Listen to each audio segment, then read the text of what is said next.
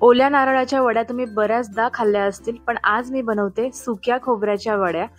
या वड्या 90च्या दशकामध्ये शाळेबाहेर नाहीतर कुठल्याही किराणा स्टोअरमध्ये फक्त 1 रुपयात मिळायच्या, कारण ह्या फक्त 3च साहित्यामधून बनतात।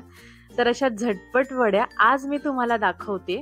त्याचबरोबर रक्षाबंधन, नारळी पौर्णिमा येते, तर तुम्ही रक्षाबंधनला ह्या वड्या आवर्जून बनवू शकता। आणि सगळ्यात महत्त्वाचं म्हणजे ही वडी बनवताना कुठलीही झंझट किंवा कुठलीही मेहनत नाहीये, ना पाक बनवायचे ना आपल्याला खोबरं खिसायचे। त्याशिवाय ही वडी पटापट बनते, शिवाय ही वडी एवढी सॉफ्ट आणि एवढी खुसखुशीत होते की तोंडात टाकताच विरघळते। शिवाय श्रावण महिनाही सुरू झालेला आहे आणि ही वडी महिनाभर खूप छान प्रकारे टिकते। तर चला पटकन रेसिपीला सुरुवात करूया। तर इथे मी 250 ग्रॅमच्या वजनी प्रमाणात सुक्या खोबऱ्याच्या वाट्या घेतलेल्या आहेत। खोबरं अजिबात खवट किंवा काही याला बुरशी लागलेली नाहीये, एकदम सुकं आहे खोबरं, तुम्ही बघू शकता इथे।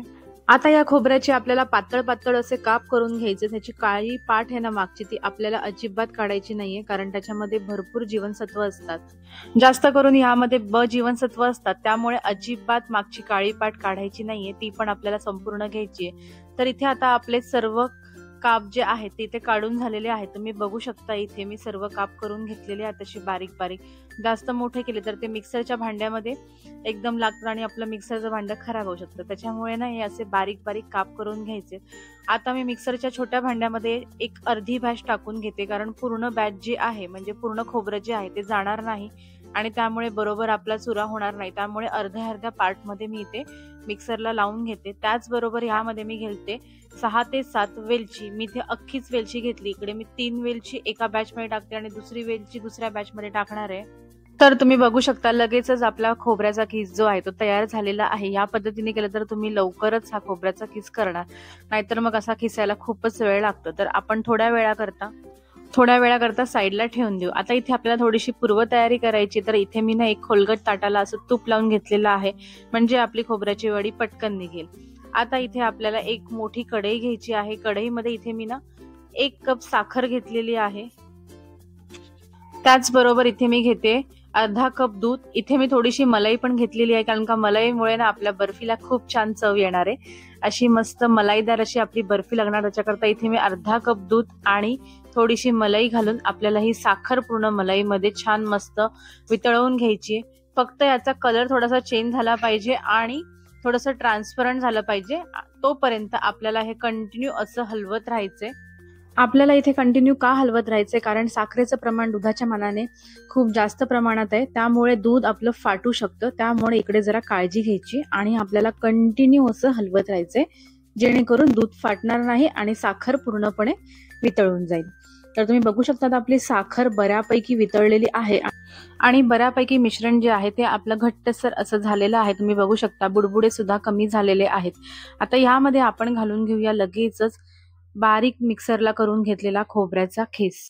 लगेचच हा किस घातल्यावर आपल्याला एक 5 ते 6 मिनिटं असंच कंटिन्यू शिजवत राहायचे आणि शिजवताना तुम्हाला गॅस एकदम स्लो ठेवायचा, अजिबात फास्ट करायचा नाहीये, कारण यामध्ये आपण सुक्या खोबऱ्याचा वापर केलेला आहे आणि त्यामुळे काय होतं ना ते लवकरच दूध शोषून घेतं सुकं खोबरं, आणि आपली वडी जी आहे ना ती एकदम सॉफ्ट आणि मस्त मऊ खुसखुशीत अशी होते आणि लगेचच तोंडात विरघळते। त्यामुळे हे तुम्हाला कंटिन्यू असंच शिजवत राहायचे, अजिबात गॅस सोडून कुठेच जायचं नाही, नाहीतर आपलं मिश्रण जे आहे ते खाली लागू शकतं। तर ह्याची फक्त काळजी घ्या। आता मिश्रण तयार झालं की नाही हे कसं चेक करायचं, तर काय करायचं, ते छोटासा असा ना गोळा घ्यायचा आणि तो थोडासा असा बांधला गेला की याचा अर्थ आपलं मिश्रण तयार झालेलं आहे। तुम्ही बघू शकता आता स्पॅच्युलावरती मी छोटासा गोळा घेतला आणि ते अगदी बांधला जातो, याचा अर्थ आपलं मिश्रण तयार झालेलं आहे। लगेचच गॅसवरून काढून आता हे मिश्रण लगेचच आपल्याला तुपाच्या प्लेटमध्ये छान पसरवून घ्यायचे, जेणेकरून आपली वडी जी आहे ना ती मस्त छान पडेल। तर हे मिश्रण तुम्ही लगेचच करायचे, थंड झाल्यावरती अजिबात करायचं नाहीये। थंड झाल्यावर जर केलं तर वडी आपली छान पडणार नाही। तर मी ते स्पॅच्युलाने हे अशा प्रकारे करून घेते। जर तुम्हाला स्पॅच्युलाने जमत नसेल तर तुम्ही हाताने सुद्धा करू शकता। तर हे बघा अशा प्रकारे तुम्ही हाताने सुद्धा थापून घेऊ शकता, म्हणजे जेणेकरून आपली वडी जी आहे ती एकसारखी आणि एक समान सर्व साईडला येईल। तर तुम्ही बघू शकता आता इथे आपली वडी बऱ्यापैकी थापून झालेली आहे आणि आता आपण ह्यावर घालूया बदामाचे काप। तुमच्याकडे जर नसेल तर तुम्ही हे स्किप करू शकता, हे बिलकुल ऑप्शनल आहे, पण माझ्याकडे होते म्हणून मी ते घालते। तर हे असे बारीक असे बदामाचे काप आपण सर्व साईडला असे पसरवून घ्यायचे। त्याचबरोबर इथे मी थोडेसे पिस्त्याचे काप सुद्धा घालते, म्हणजे थोडंसं डेकोरेशनला आपली वडी अशी सुंदर आणि मस्त अशी दिसेल।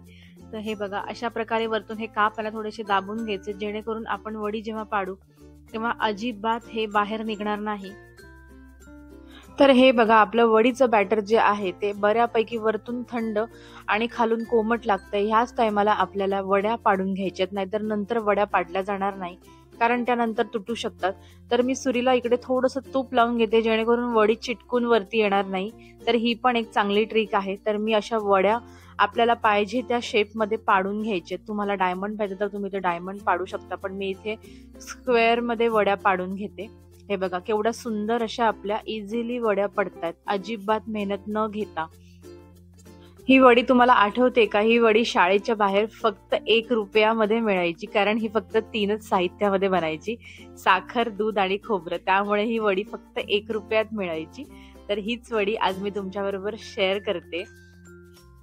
तसंच या वड्या सेट करायला तुम्हाला जर घाई असेल तर तुम्ही 10 ते 15 मिनिटं फ्रीजमध्ये ठेवून या लगेचच वड्या सेट करू शकता, पण बऱ्यापैकी ह्याला 1.5 तास लागतो। म्हणजे माझ्याकडे वेळ आहे, त्याच्यामुळे मी आता ह्या वड्या 1.5 तास बाहेरच अशा सेट करून घेणार आहे। तर हे बघा, 1.5 तासानंतर आता वड्या आपल्या चांगल्या सेट झालेल्या आहेत। त्याकरता मी इथे काय करते, सर्वात पहिले साईडच्या ज्या कडा आहेत ना त्या मोकळ्या करून घेते, जेणेकरून आपल्या वड्या सहजच बाहेर निघतील आणि काढायला अजिबात त्रास होणार नाही। तर अशा प्रकारे साईडने या कड्या सुरी घालून मोकळ्या करून घ्यायचे।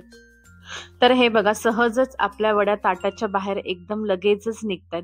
तुम्ही बघू शकता केवढी सुंदर आपली वडी तयार झालेली आहे, ती अजिबात तुटत नाहीये आणि मस्त खुसखुशीत आणि सॉफ्ट अशी आपली वडी झालेली आहे। तर अशा आपण बाकीच्या पण सर्व वड्या काढून घेऊयात।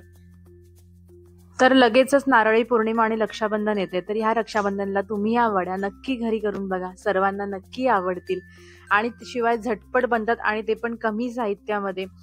तर तुम्हाला आजची रेसिपी कशी वाटली हे मला कमेंट करून नक्की सांगा, आणि त्याचबरोबर व्हिडिओ आवडला असेल तर प्लीज माझ्या व्हिडिओला एक लाईक, शेअर आणि सबस्क्राईब करा, जेणेकरून मला सुद्धा मोटिवेशन मिळेल। तर चला, परत भेटूया अशा एका छान रेसिपी बरोबर। तोपर्यंत असंच छान छान खात राहा।